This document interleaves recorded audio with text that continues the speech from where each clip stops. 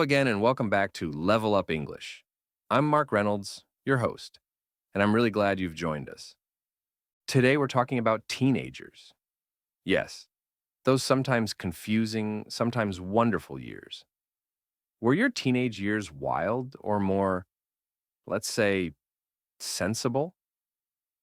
Well, today we'll find out if teenagers really are running wild these days, or if we're simply misunderstanding them. And to help me discuss this, I have two fantastic guests here.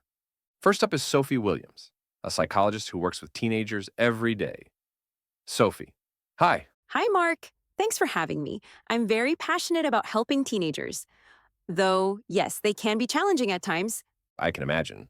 And also joining us is Liam Novak, a secondary school teacher who's been in education for over 10 years. Liam, welcome. Thanks, Mark. Happy to be here. I've definitely seen a lot during my years at school. I bet you have. So let's get into it. In the 1980s and 90s, Iceland faced a serious issue. Their teenagers were running wild, breaking laws, drinking, ignoring advice. The problem arose when teenagers began ignoring all warnings, but Iceland decided to take action. Sophie, why is that so important when these situations come up?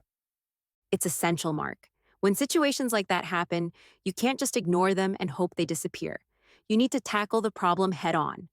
Governments and schools need to carry out research, warn about the dangers, and when necessary, even enforce laws to protect young people. Iceland did all of this, and slowly they saw positive change. Exactly. But sometimes the issue is deeper. The root of the problem often lies in the home or community. Liam, in schools, what's your experience with this? That's true, Mark. We often see that when students misbehave, the real issue lies in things outside school: stress, family issues, or peer pressure. Of course, schools still have to crack down on certain behaviors. Mobile phones, for example, can be a real issue.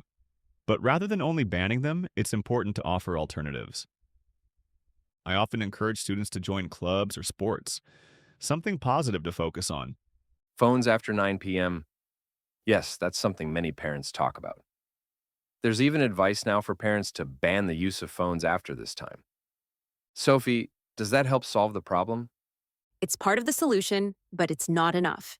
You can ban something, but you also need to do more to encourage healthy habits. If teens understand why rules exist and see adults doing the same, they are more likely to follow them. Absolutely. And funding, always a hot topic. Some people say governments should increase funding to support teenagers better. Liam, do you agree? Well, money definitely helps. We can run better programs, hire more staff, and offer more options when there's funding. But, the heart of the problem is often communication. Money can't solve everything. We also need parents, schools, and teenagers themselves to work together. Great point. So, what do we do when problems appear? Should we just leave it or solve them right away? We should always aim to resolve the problem. Ignoring it will only make it worse. Problems rarely disappear on their own. Right. And before we finish, I want to ask both of you one final question. What's your number one recommendation for helping today's teenagers? Listen to them. Sometimes teenagers just need someone to listen. If we show them respect, they'll often make good choices themselves. And I'd say keep them busy with positive things. Volunteering, sports, creative clubs. When teens have a sense of purpose, they usually avoid bad behavior. It's about giving them alternatives. Fantastic advice. So, as we've heard today, when problems arise, we need to tackle them with understanding and support. Whether it's stricter laws, offering alternatives, or increasing support at home and school, solving teenage issues takes teamwork. Thank you, Sophie and Liam, for joining me today.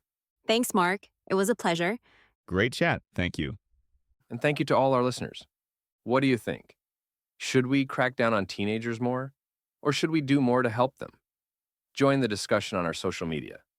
Until next time, stay curious and keep learning. See you soon.